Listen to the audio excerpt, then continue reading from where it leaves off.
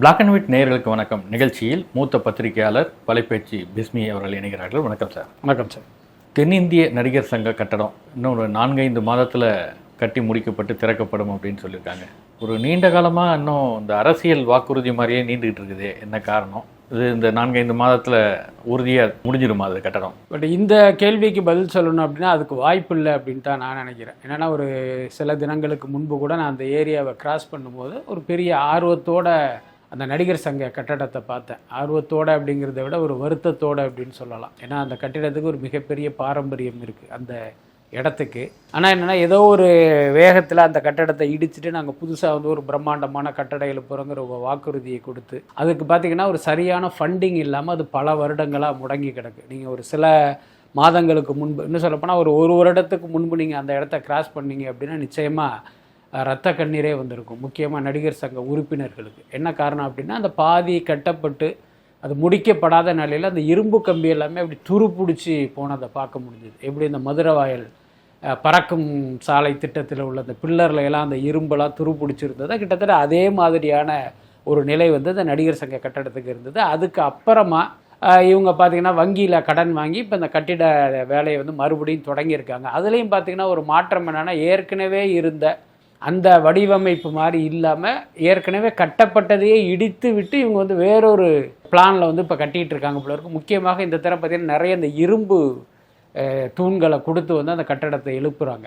But அதையெல்லாம் பார்க்கும்போது எனக்கு என்ன தோணுச்சு அப்படின்னா, விஷால் சொல்கிற மாதிரி இந்த ஆகஸ்ட் மாதத்துக்குள் கட்டி முடிக்கப்பட வாய்ப்புள்ள அப்படின்னு தான் தோணுச்சு. பட் அவர் ஏதோ ஒரு வேகத்தில் அல்லது அந்த கான்ட்ராக்டாரர்களுக்கு வந்து ஒரு நெருக்கடியை கொடுக்கறதுக்காக இப்படி ஒரு தேதியை வந்து அவர் அறிவித்தாரா என்னங்கிறது தெரியல. பட் நமக்கு தெரிஞ்சு அதுக்கான வாய்ப்பு இல்லை. ஒருவேளை வந்து முழுமையாக கட்டி முடிக்காமல் ஒரு அப்படியே முழுமை பெறாத ஒரு கட்டிடத்தை வந்து இவர் சொன்ன மாதிரி அந்த தேதியில் திறக்கிறதுக்கு ஏற்பாடு பண்ணியிருக்காங்களா என்னங்கிறது தெரியல. தென்னிந்திய நடிகர் சங்க செயலாளராக இருக்கார் விஷால். ஆனால் சீமான் வந்து அவர் ஒரு தெலுங்கர் அப்படின்னு சொல்லிட்டு இருக்காரு. தெலுங்கர் எப்படி சென்னையில் இயங்கக்கூடிய இந்த தென்னிந்திய நடிகர் சங்கத்துக்கு பொறுப்பாக இருக்க முடியும் அப்படின்னு கேட்குறாரு. இப்போ சீமான் இந்த பதவிக்கு நின்று வெற்றி பெற்றுவிட முடியுமா, இல்லை இங்கே தெலுங்கர்ன்ற அந்த பிரச்சனை இருக்குதா? திரையுலகை பொறுத்த வரைக்கும் இந்த தமிழர், தெலுங்கர், மலையாளி, கன்னடர் அப்படிங்கிற பிரச்சனையெல்லாம் கிடையவே கிடையாது. இன்னும் சொல்லப்போனால் எனக்கு தெரியும் 80கள் வரைக்கும் பார்த்திங்கன்னா கிட்டத்தட்ட தென்னிந்திய சினிமாவே சென்னையில் தான் இயங்குனது. இப்போ நாங்கள்லாம் ரெகுலராக வந்து ஸ்டுடியோ விசிட் பண்ணுவோம். ஏன்னா நம்ம ஒரு திரைப்பட பத்திரிகையாளர் அப்படிங்கிறதுனால பொதுவாக அந்த படத்தில் நடிக்கும் நடிகர், நடிகைகள், தொழில்நுட்ப கலைஞர்கள்லாம் ஸ்டுடியோவில் போய் தான் நாங்கள் வந்து பேட்டிகளே எடுப்போம். அந்த மாதிரி போகும்போது இப்போ ஏவிஎம் அப்படின்னு கேட்டிங்கன்னா கிட்டத்தட்ட பார்த்திங்கன்னா ஒரு 10 ஃப்ளோர் இருக்கும். இங்கே தமிழ் படம் நடக்கும், அடுத்த ஃப்ளோரில் தெலுங்கு படம், அடுத்த ஃப்ளோரில் கன்னட படம், அடுத்த ஃப்ளோரில் ஹிந்தி படம் அப்படின்ட்டு ஒவ்வொரு ஸ்டுடியோவிலையும் பார்த்திங்கன்னா அப்பேற்பட்ட கூட்டங்கள் இருக்கும். அதுக்கு அப்புறமா அந்த சென்னையில் படப்பிடிப்பு நடத்துறதுல அவங்களுக்கு ஒரு நடைமுறை சிக்கல் வந்து மெல்ல வந்து மாநில வாரியாக அந்த சினிமாங்கிறது நகர்ந்து போனது. ஆனாலும் தென்னிந்திய சினிமாவுடைய ஹெட் குவார்ட்டர் அப்படிங்கிறது சென்னை தான். அதில் எந்த மாற்றமே இல்லை. அதுக்கப்புறம் இந்த திரைப்படத்துறையில் இயங்குகிறவர்கள், இப்போ நாம் பார்க்குற அந்த நடிகர், நடிகையாக இருக்கட்டும், இயக்குநர்களாக இருக்கட்டும், தொழில்நுட்ப கலைஞர்களாக இருக்கட்டும், தொழிலாளர்களாக இருக்கட்டும், இவர்களில் பெரும்பான்மையோர் தமிழர் அல்லாதவர்கள், முக்கியமாக தெலுங்கு பேசுபவர்கள். ஸோ அந்த மாதிரி இருக்கிறதுனால இங்கே பார்த்தீங்கன்னா தமிழர், தெலுங்கர் அப்படிங்கிற அந்த பாகுபாடே கிடையாது. அதுதான் உண்மை. அதுக்கடுத்து இந்த தொழிலாளர்கள் யாருமே மற்றவர்களே அந்த கண்ணாடி கொண்டெல்லாம் பார்க்கறதில்ல. உங்களுக்கு தெரியும்னு நினைக்கிறேன், தென்னிந்திய நடிகர் சங்கம் அப்படிங்கிற பெயரை தமிழ்நாடு நடிகர் சங்கம்னு மாற்றணுங்கிற கோரிக்கை வந்து நீண்ட காலமாக இருக்குது. ஆனால் அதை வந்து யாராலையுமே அதை நடைமுறைப்படுத்த முடியல. ராதாரவி இருந்த போதும் சரி, விஜயகாந்த் இருந்த போதும் சரி, சரத்குமார் இருந்த போதும் சரி, அதை மாற்ற முடியலை, மாற்ற முயற்சி செய்யலை. என்ன காரணம் அப்படின்னா நடிகர் சங்கத்தினுடைய உறுப்பினர்களில் பல பேர் தெலுங்கு பேசுகிறவர்களாக தான் இருக்காங்க. அதனால் இதுதான் யதார்த்தம். இதை தாண்டி இப்போ சீமான் போன்ற பிரிவினைவாதிகள் இந்த மாதிரி பேசுறது அப்படிங்கிறது பார்த்திங்கன்னா அது வந்து ஒரு அரசியல் ஸ்டெண்ட்டு தான். என்னென்னா சீமானும் சினிமாவில் இருந்தவர் தான், அவருக்கு இங்கே இருக்கிற கலநலவரம் தெரியும். இருந்தாலும் இதை வச்சு அரசியல் பண்ணுவதற்காக அவங்க அந்த மாதிரி பேசுவதற்கு வாய்ப்பு இருக்குது. இன்னும் சொல்லப்போனால் நடிகர் சங்கத்துக்கு ஒரு தேர்தல் நடந்து அதனுடைய தலைவர் பதவிக்கோ மற்ற செயலாளர் பதவிக்கோ சீமான் போட்டியிட்டால் நிச்சயமாக அவருக்கு டெபாசிட் கூட கிடைக்காது. அதுதான் உண்மை. நடிகர் சிம்பு தான் வந்து திருந்தி விட்டதாக கூறுகிறார். இந்த கவுண்டமணி செந்தில் கரகாட்டக்காரன் படத்தில் சொல்கிற மாதிரி நாதஸ் திருந்து விட்டார் அப்படின்ற மாதிரி தான் சிம்பு சொல்கிறது இருக்கா? இன்னொரு சொல்கிறது சிம்பு வந்து டைரக்டர் கரெக்டாக நேரத்துக்கு வந்தாக்கா இந்த பிரச்சனையே இருக்காதுன்றார். அப்போ தவறு தன்னால் ஏற்பட்டதல்ல அப்படின்றாரா சிம்பு? இல்லை, அதை வந்து நம்ம ஏற்க முடியாது. ஏன்னா சிம்புவோடைய பிரச்சனை என்னன்னா அவர் பார்ன் வித் சில்வர் ஸ்பூன், அதுதான் பிரச்சனையே. அப்போ என்னன்னு கேட்டிங்கன்னா, நம்மளை கேட்குறதுக்கு யாருமே இல்லை, நாம் நினச்சதை நம்ம செய்யணும், நம்ம நினைக்கிறத யாராலையுமே தடுக்க முடியாது அப்படிங்கிற ஒரு மனநிலை வந்து அவருக்கு இருக்குது. அதுக்கு வந்து அவருடைய குடும்பத்தினர் வந்து அவருடைய இந்த செயல்களை எல்லாம் ஏதோ ஒரு வகையில் அவங்க அக்செப்ட் பண்ணிட்டு இருக்கிறதுனால எல்லாருமே அப்படி இருப்பாங்க, இருக்கணும் அப்படின்னு அவர் எதிர்பார்ப்பாரு நான் நினைக்கிறேன். இது வரைக்கும் பார்த்தீங்கன்னா சிம்பு வந்து மிகச்சிறந்த நடிகர், மற்ற ஹீரோக்களுக்கு இல்லாத கூடுதல் திறமையெல்லாம் அவர்கிட்ட இருக்குது. ஆனாலும் அவருடைய உயரம்ங்கிறது ஒரு லெவலுக்கு மேலே போகவே இல்லை. இப்போ உதாரணத்துக்கு இவருக்கு பிறகு சினிமாவுக்கு வந்த தனுஷா இருக்கட்டும், சிவகார்த்திகேயனா இருக்கட்டும், இவரை விட மிகப்பெரிய உயரத்தில் இருக்காங்க. உயரம்னு நாம் சொல்கிறது பார்த்திங்கன்னா அந்த வணிக அந்தஸ்து, இவங்க வாங்குகிற சம்பளம், இவர்கள் படங்களுடைய வியாபாரம், அந்த படங்கள் அடைகிற வசூல், இதையெல்லாம் வச்சு பார்க்கும்போது சிம்புவை விட இவர்கள் எல்லாமே பல படி வந்து உயரமாக இருப்பதற்கு காரணம் என்னென்னா, அவர்கள் தொழிலை தொழிலாக நினைத்து அதுக்கு நம்ம எந்த அளவுக்கு வந்து நேர்மையாக இருக்கணும், எந்த அளவுக்கு உழைப்பை கொடுக்கணும் அப்படிங்கிறதுல அவங்க கண்ணும் கருத்துமாக இருக்காங்க. அதனால அடுத்த கட்டத்தை நோக்கி வேகமாக போயிட்டுருக்காங்க. ஆனால் சிம்பு கிட்ட என்ன அப்படின்னா, மிகச்சிறந்த திறமையாளர், மிகச்சிறந்த நடிகர், இன்னும் சொல்ல போனால் அவரை வந்து சிங்கிள் டேக் ஆர்டிஸ்ட் அப்படின்லாம் சொல்லுவாங்க. ஆனாலும் என்னென்னா, இந்த மாதிரியான ஒரு மனோபாவம் இருப்பதால் அவரால் பெரிய அளவில் வந்து வளர முடியல. அதுக்கு அடுத்து சிம்புக்கிட்ட உள்ள பெரிய சிக்கல் என்ன அப்படின்னா, அவரை ரீச் பண்ணுறதே வந்து ஒரு மிகப்பெரிய போராட்டம். இப்போ வந்து ஒரு தயாரிப்பாளர் வந்து சிம்புவை வச்சு படம் எடுக்கிறார் அப்படின்னா, அவர் சிம்புவை வந்து ரீச் பண்ணணும்ல, ஒரு பிஆர்ஓ மூலமாகவோ மேனேஜர் மூலமாகவோ அவரை ஈஸியாக ரீச் பண்ணணும். அப்போ தான் அவர்கிட்ட போய் அது குறித்து நம்ம பேசவே முடியும். அவர் எங்கே இருக்காருன்னே தெரியல, யார் மூலமாக அவரை ரீச் பண்ணணுன்னே தெரியல அப்படின்னு சினிமாவில் இருப்பவர்களுக்கே ஒரு நிலைமை ஏற்பட்டுச்சுன்னா அது வந்து சிக்கல் தானே. கிட்டத்தட்ட அந்த மாதிரி நிலைமையில சிம்பு இருக்காரு. அதுக்கு அடுத்து பார்த்தீங்கன்னா, ஒரு வழியாக நடிக்க வந்ததுக்கு பிறகு கூட சரியான டயத்தில் வந்து படப்பிடிப்புக்கு வர்றதில்லை. இப்போ இன்றைக்கி 7 மணி கால் ஷீட் அப்படின்னா படப்பிடிப்பு குழுவினர் அப்படியே உட்காந்துருப்பாங்க. சாயந்தரம் 4 மணிக்கு தான் அவரே வருவார். இதுக்கு இடையில வந்து அவரை நீங்கள் ரீச் பண்ணவே முடியாது. ஒரு தொலைபேசியில் கான்டாக்ட் பண்ண முடியுங்கிற சூழல் இருந்தால் தானே. 7 மணிக்கு வரல அப்படின்னா ஒரு 7:30 மணிக்காவது ஃபோன் போட்டு சார் வெயிட் பண்ணிகிட்டு இருக்கோம், நீங்கள் எங்கே இருக்கீங்கன்னு கேட்கலாம். அதுக்கு வாய்ப்பே இருக்காது. ஸோ இந்த மாதிரியான விஷயங்கள். அதுக்கப்புறம் பார்த்தீங்கன்னா சம்பளம்னு ஒரு விஷயம். ஒரு படத்துக்கு வந்து ஒரு சம்பளத்தை ஃபிக்ஸ் பண்ணி அதை கமிட் ஆகிடுவார், ஒரு குறிப்பிட்ட அட்வான்ஸ் வாங்கிடுவார், படப்பிடிப்புக்கு நாள் குறிச்சிருவாங்க. இந்த கேப்பில் வந்து வேறொரு நடிகருடைய படம் ரிலீஸ் ஆகி, இப்போ ஒரு தனுஷ் படமோ சிவகார்த்திகேயன் படமோ ரிலீஸ் ஆகி அது வெற்றி அடைந்து அந்த நடிகர் சம்பளத்தை ஏற்றுறாருல, உடனே இவர் என்ன பண்ணுவார், இந்த படத்துக்கு பேசின சம்பளத்தை விட கூடுதலாக இவரே ஒரு ரேட்டை போட்டு, ஏன்னா அந்த சம்பளத்துக்கு நடிக்க மாட்டேன், எனக்கு இவ்வளோ ரூபா வேணுங்கிற மாதிரி கேட்பார். இந்த மாதிரி நிறைய பிரச்சனைகள்லாம் இது எல்லாருக்குமே தெரியும். திரையுலகில் உள்ள அனைவருக்குமே சிம்புவோட என்ன சிக்கலுங்கிறது தெரியும். அதே நேரம் ஒரு பொதுவெளியில் பேசும்போது இந்த தவறுகளை எல்லாம் வந்து அட்மிட் பண்ணிக்கொள்வதற்கான தைரியம் இல்லை, அல்லது ஏதோ ஒரு காரணத்தினால் பழியை வந்து இயக்குனர்கள் மேலே போடுறாங்க. எப்பயுமே ஒரு ப்ராஜெக்ட் இருக்குது அப்படின்னா அதில் யார் வந்து முக்கியமான ஆளுமை அப்படின்ட்டு இருக்கு. சில படங்களில் ஹீரோக்கள் அந்த ஆளுமையாக இருப்பாங்க, சில படங்களில் இயக்குனர்கள் ஆளுமையாக இருப்பாங்க. இப்போ சிம்புவை வச்சு படம் எடுத்ததெல்லாம் பார்த்தீங்கன்னா பெரும்பாலும் வந்து இவரை விட சீனியாரிட்டி குறைவான இயக்குனர்கள், மணிரத்னம் போன்ற பெரிய இயக்குனர்கள் எடுத்திருக்காங்க. அப்படி இருக்கும்போது ஒரு சிம்புவை வச்சு ஒரு படம் எடுக்கும்போது ஒரு இயக்குனர் எப்படி லேட்டாக வர முடியும்? இப்போ ஹீரோ வந்து 9 மணிக்கு வருவார் அப்படின்னா டைரக்டர் வந்து நிச்சயமாக 8 மணிக்கு வந்திருப்பார். அதுதான் உண்மையாக இருக்கும்.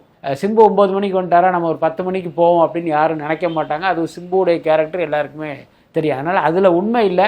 ஒருவேளை யாரோ ஒரு இயக்குனர், இப்போ வெங்கட் பிரபு போன்ற யாரோ ஒருத்தர் வேணால் 1 நாள் 2 நாள் டிலே ஆகி வந்திருப்பதற்கும் வாய்ப்பு இருக்குது. அதனால் அதை வச்சுக்கிட்டு மொத்த பழியையும் அந்த இயக்குனர்கள் மேலே போடுறது இருக்குல்ல, அது வந்து நம்ம நிச்சயமாக ஏற்க முடியாது. அஜித் ஒரு ஆங்கில தொலைக்காட்சிக்கு பேட்டி கொடுத்துருந்தாரு. சினிமா இண்டஸ்ட்ரியிலேருந்து நான் ஓய்வு பெறுவது வந்து ஒரு காலத்தின் கட்டாயம் அப்படின்னு சொல்லியிருக்காரு. இது சினிமாவில் தொடர்ந்து அவர் நடிப்பதை குறைத்து கொள்வதற்காக கூறுகிறாரா, இல்லை சினிமாவிலிருந்து ஒரு ரிட்டையர்மெண்ட் எடுத்துக்கலாம் அப்படின்ற மாதிரியான ஒரு மனநிலையில் இருக்கிறாரா? என்ன காரணம்? இல்லை, அஜித்துடைய மனநிலை என்னங்கிறது அவருக்கு தான் தெரியும். பட் அதே நேரம் அந்த பேட்டியில் அவர் சொன்ன விஷயத்தை வைத்து பார்க்கும்போது அவர் நீண்ட காலம் சினிமாவில் இருக்க மாட்டார் அப்படிங்கிறத நம்மளால் புரிஞ்சுக்க முடியுது. எல்லாருக்குமே தெரியும், இன்னைக்கு பார்த்தீங்கன்னா விஜய் அரசியலுக்கு போய்விட்ட இந்த நிலையில் அஜித் பார்த்தீங்கன்னா கிட்டத்தட்ட ஒரு தனிக்காட்டு ராஜா தான். அவருக்குன்னு எந்த போட்டியாளருமே கிடையாது. அவர் நினச்சா மிகப்பெரிய இடத்தை நோக்கி நகரலாம். ஆனால் அஜித்துக்கு வந்து அது விருப்பம் இல்லை. அவரை பொறுத்த வரைக்கும் நடிப்பா கார் ரேசிங்கா அப்படின்னா அவருடைய ப்ரையாரிட்டிங்கிறது கார் ரேசிங்காக தான் இருக்குது. அதனால் அதே நேரம் நடிப்பை விட்டு விலகுவதற்கும் அவர் வந்து இப்போதைக்கு தயாராக இல்லை. என்ன காரணம்னா, இங்கே நடிக்கிறதுல ஒரு 150 கோடி 175 கோடி ரூபா சம்பளம் கிடைக்கிது. அது வந்து அவ்வளோ ஈஸியாக வேற எந்த துறையிலும் கிடைக்காது. அதனால என்னன்னா, தனக்கு வந்து ஒரு மிகப்பெரிய வருவாயை கொடுக்குற விஷயமா சினிமாவை பார்க்குறாரு, தனக்கு மகிழ்ச்சியை கொடுக்குற விஷயமா கார் ரேசிங்கை பார்க்குறாரு. அதே நேரம் வயோதிகம் அப்படிங்கிறது எல்லாருக்கும் பொதுவானது தான். அதே மாதிரி அஜித்தும் அப்படி ஒருவேளை ஃபீல் பண்ணார், ஒரு கட்டத்தில் அவர் சினிமாவை விட்டு நகர்ந்து போவதற்கும் வாய்ப்பு இருக்குது. அதே நேரம் என்ன, நடிப்பு கார் ரேசிங் ரெண்டையும் ஒப்பிடும் போது பார்த்தீங்கன்னா கார் ரேசிங்கை விட நடிப்பு தான் ரொம்ப இலகுவானது. ஏன்னா ஒரு கேமரா முன்னால் நின்று நம்ம வந்து நடிக்க போகிறோம். ஆனால் கார் ரேஸுங்கிறது உயிரை பணயம் வைக்கிற ஒரு விஷயம். நீங்கள் கூட பார்த்துருப்பீங்க, இப்போ சமீபத்திய கார் ரேஸில் கிட்டத்தட்ட ஒரு 4 முறை அஜித்துக்கு வந்து ஆக்சிடென்ட் ஏற்பட்டிருக்கு. அப்போ நீங்கள் இந்த வயோதிகம் காரணமாக ரிட்டையர்டு ஆகணும் அப்படின்னு நீங்கள் நினச்சிங்கன்னா முதல்ல ரிட்டையர்ட் ஆக வேண்டியது கார் ரேஸ்லேருந்து தான், நடிப்பில் இருந்து இல்லை. இப்போ அதை மீறி இவர் இப்படி பேசுகிறாரு அப்படின்னா ஏதோ ஒரு காரணம் இருக்கிறதா நம்ம புரிஞ்சுக்கலாம். மும்பையில் அந்த வேவ்ஸ், அதாவது உலக ஒளி உச்சி மாநாடு நடந்தது. இதில் ரஜினிகாந்த் பங்கேற்றுட்டார். கமலஹாசனை அழைத்திருக்கலாம், பங்கேற்கலன்னு நீங்கள் கூட பேசியிருந்தீங்க.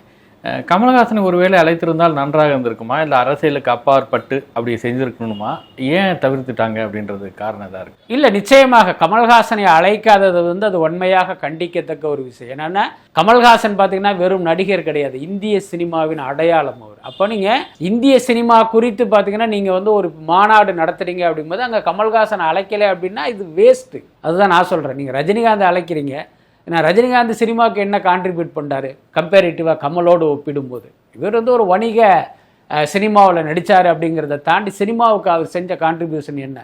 ஒன்றுமே கிடையாது. அப்படி இருக்கும்போது இன்னொன்று ஒரு இந்தியா கூட்டணியில் இருக்கிறார் அப்படிங்கிற அந்த ஒற்றை காரணத்துக்காக அவரை வந்து நீங்கள் நிராகரிக்கிறதெல்லாம் ஏற்கவே முடியாது. நமக்கு பார்த்தீங்கன்னா அந்த ஒன்றிய அரசு மீது இருக்கிற அந்த கோபத்தை விட இங்கே இருக்கிற திரைத்துறையினர் மீது தான் எனக்கு வந்து கடுமையான கோபம். என்னன்னா கமல்ஹாசன் நீங்கள் அழைக்கலையில அப்போ தமிழ் சினிமா வந்து இந்த மாநாட்டை புறக்கணிக்கிறதுன்னு சொல்லியிருக்கணும். அதுதான் ஒரு ஆண்மை உள்ள செயலாக நான் பார்க்குறேன். ஆனால் இவர்கள் எல்லாமே கோழைகள், அடிமைகள். நீங்கள் கமல்ஹாசனை கூப்பிடலன்னா கூட பரவாயில்ல, எங்களை கூப்பிட்ட வரைக்கும் மகிழ்ச்சின்னு ஆளுக்கு ஒரு பேட்ஜை மாட்டிக்கிட்டு அப்படி கிளம்பி போயிட்டாங்க. அதெல்லாம் வந்து உண்மையிலே ஒரு அருவருப்பான செயல். இன்னும் சொல்லப்போனால் ரஜினிகாந்தே கமலை கூப்பிட்டீங்களா அப்படின்னு ஒரு கேள்வி எழுப்பியிருக்கணும். கமலை கூப்பிடலைன்னா நான் வரமாட்டேன், நீங்கள் கமலை அடையுங்கள்னு அவர் சொல்லியிருக்கணும். ஆனால் ரஜினிகாந்தும் பல்வேறு சந்தர்ப்பங்களில் வந்து ஒரு சந்தர்ப்பவாதி தான். எப்பயுமே பார்த்தீங்கன்னா அதிகாரத்தின் பக்கம் ஒட்டி கொண்டு இருக்கிறது தான் அவர் வந்து எப்பயுமே விரும்புவார். ஏன்னா தன் மீது ஈடியோ ஐடியோ வந்துடக்கூடாது அப்படின்னா நம்ம வந்து ஒன்றியத்தை ஆள்கிறவர்களுடைய நண்பனாக இருக்கணும் அப்படிங்கிறத ரஜினிகாந்தனுடைய அடிப்படை கொள்கை. ஸோ அந்த அடிப்படையில் அடடா நம்மளை கூப்பிட்டாங்களா ஓகே அப்படின்னு இவர் கிளம்பி போயிட்டார். இவருக்கும் உண்மையிலேயே சினிமா மீது அக்கறை இருந்திருந்தால் இந்த விழாவுக்கு நீங்கள் ஏன் கமல்ஹாசனை கூப்பிடலை அப்படிங்கிற அந்த விஷயத்திலே ஒரு வாய்ஸை ரைஸ் பண்ணியிருக்கணும். அதை வந்து ரஜினிகாந்த் செய்ய தவறிட்டார். இல்லை, இப்போ தமிழ்நாட்டில் அப்படின்னு பார்க்கும்போது ரஜினி அழைத்தா ரஜினி கமல் அப்படின்ற அந்த அடையாளம் தான் இருக்குது. அப்படி இருக்கும்போது அதை தவிர்த்து இருக்கிறது நீங்கள் சொல்கிற மாதிரி எதிர்ப்பு ரஜினி தெரிவித்திருக்கணும். இந்த சங்கங்கள்லாம் எதுவுமே இதெல்லாம் கண்டுக்கிறது இல்லையா? இல்லை, அதுதான் நம்ம திருப்பி சொல்கிறதே. அதான் இங்கே இருக்கிற சங்கங்கள் பார்த்தீங்கன்னா ஆளுங்கட்சின்னு அடிமையாக இருக்காங்க. அதுதான் உண்மை. தயாரிப்பாளர் சங்கமாக இருக்கட்டும், நடிகர் சங்கமாக இருக்கட்டும், இயக்குநர்கள் சங்கமாக இருக்கட்டும், இங்கே இருக்கிற அமைப்புகள் எல்லாமே ஆளுங்கட்சியுடைய மனசு நோகாமல் நடந்துக்கணும், ஆளுங்கட்சி விரும்புவதை நம்ம செய்யணும், அவங்களுடைய குட் புக்கில் இருக்கணும் அப்படிங்கிறது தான் இவர்களுடைய நோக்கமாக இருக்குது. உதாரணத்துக்கு பார்த்தீங்கன்னா தமிழ் சினிமாவுக்கு இந்த அரசு செய்ய வேண்டிய விஷயங்களே செய்யவே இல்லை. பார்த்தீங்கன்னா இப்போ குறைந்த முதலீட்டில் எடுக்கப்படுகிற படங்களுக்கு வந்து ஒரு மானியம்னு ஒன்று கொடுக்குறாங்க. என்ன அது தேவையா தேவையில்லையாங்கிறது வேற விஷயம். நீங்கள் மானியம் கொடுக்குற அளவுக்கு இங்கே தரமான படங்கள் தயாரிக்கப்படுவதில்லை, அதுதான் அடிப்படையான உண்மை. ஆனாலும் இப்படி ஒரு கேட்டகரியில் வந்து கிட்டத்தட்ட ஒரு 50-100 படங்களுக்கு வந்து தமிழ்நாடு அரசு மானியம் வழங்குது. ஆனால் இந்த மானியத்தை பல வருடங்களாக இந்த அரசியல் காரணங்களுக்காக இந்த அரசு வந்து அப்படி நிறுத்தி வச்சிருக்கு. அதை கூட துணிச்சலாக தைரியமாக கேட்குற திராணி வந்து இங்கே இருக்கிற சங்கங்களுக்கு கிடையாது, முக்கியமாக தயாரிப்பாளர் சங்கத்துக்கு. நீங்கள் ஒன்றும் பிச்சை கேட்கல, உங்களுக்கு கொடுக்க வேண்டிய பணத்தை இந்த அரசு வந்து தரலை. அதுக்கு அடுத்து பார்த்தீங்கன்னா திரைப்படத்துறை மூலமாக இந்த அரசுக்கு பார்த்தீங்கன்னா 10,000 கோடி வருமானத்தை நீங்கள் கொடுக்குறீங்க. அப்படி இருக்கும்போது நீங்கள் அள்ளி கொடுத்த வரிக்கு வந்து அவங்க கிள்ளி கொடுக்குறாங்க, அதுதான் உண்மை. அதை கூட கேட்குற தைரியம் இவங்க கிட்ட கிடையாது. ஸோ இப்படிப்பட்டவர்கள் தான் இங்குள்ள அமைப்புகள். அப்படி இருக்கும்போது அரசு ஒரு விஷயத்தில் தவறு செய்து அப்படின்னா அதை சுட்டி காட்டவோ தட்டி கேட்கவோ இவர்களுக்கெல்லாம் தைரியம் இல்லை. அந்த துணிச்சல்ல தான் இந்த மாதிரியான ஆளுங்கட்சிகள் வந்து இந்த திரைத்துறையை வந்து ரொம்ப அப்படி கிள்ளுக்கீரையாக நினைக்கிறாங்க. நடிகர் மாதவன் வந்து சமீபத்தில் பேசுனது சோஷியல் மீடியாலாம் வந்துட்டு இருக்கு. நான் படிக்கும்போது பாட புத்தகங்களில் தமிழ் மன்னர்கள் சேர சோழ பாண்டியன் இவங்களோட பாடங்கள்லாம் ஒரு பாடம் தான் இருக்கும். ஆனால் முகலாயர்களது இவங்களதெல்லாம் வந்து அதிகமாக இருக்கும். 800 ஆண்டுகள் இருந்த ஆட்சி நடத்திய முகலாயர்கள், வெள்ளையர்கள், அவர்களை பற்றிலாம் அதிக பாடம் இருக்குது. ஆனால் 2400 ஆண்டுகள்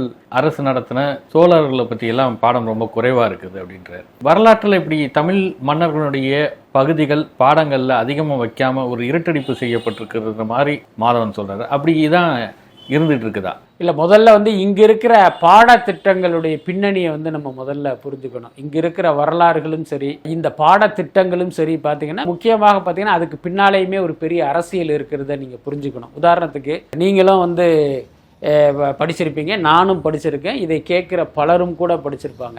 நம்ம பாடத்தில் பார்த்தீங்க அப்படின்னா ஆரியர் வருகைன்னு இருக்கும், முகலாயர் படையெடுப்புன்னு இருக்கும். இதுலேயே அந்த பாரபட்சத்தை நீங்கள் புரிஞ்சுக்கலாம். அந்த வரலாறு எப்படி திரித்து எழுதப்பட்டதுங்கிறதுக்கு இந்த 2 தலைப்புகளுமே உதாரணம் தான். என்ன காரணம்னா 2 பேருமே கைபர் போலன் கணவாய் வழியாக இந்தியாவுக்குள் வந்த அந்நிய சக்திகள் தான். இதில் முகலாயரும் ஒன்று தான், ஆரியர்களும் ஒன்று தான். ஆனால் இங்கே எப்படி இருக்குன்னா ஆரியர்கள் வருகையா, முகலாயர்கள் படையெடுப்பான். இது எப்பேற்பட்ட ஒரு திரிபு பாருங்க. இப்படித்தான் நம்மளுடைய பாடத்திட்டங்கள்லாம் இருக்கு. அதுக்கு அடுத்து முக்கியமான விஷயம் என்னன்னா அவர் சொல்ற மாதிரி நம்ம தமிழ் மன்னர்கள் 2400 ஆண்டு காலம் தமிழ்நாட்டை ஆண்டிருக்காங்க. அதுல எந்த மாற்றமே இல்லை. நம்முடைய பாடத்திட்டத்தில் அதற்கான முக்கியத்துவங்கிறது மிக மிக குறைவு. ஆனா மாதவனுடைய கவலை அதுவா அல்லது ஏன் முகலாயர்களுடைய வரலாறுலாம் இதுல இருந்தது அப்படிங்கிறது அவருடைய கவலையா அப்படிங்கிறது தெரியல. எல்லாத்துக்கும் மேல தமிழ் மன்னர்களுக்கு போதிய முக்கியத்துவம் இல்லைங்கிறது அவருடைய கவலையாக இருக்கும் பட்சம் ஏன் இவ்வளவு நாள் அதை பத்தி அவர் பேசவே இல்லை, இன்னைக்கு ஏன் பேசுறாரு அப்படிங்கிறது ஒரு முக்கிய கேள்வியா இருக்கு. நன்றி சார். மற்றொரு நேர்காணல். ஓகே, ரொம்ப நன்றி.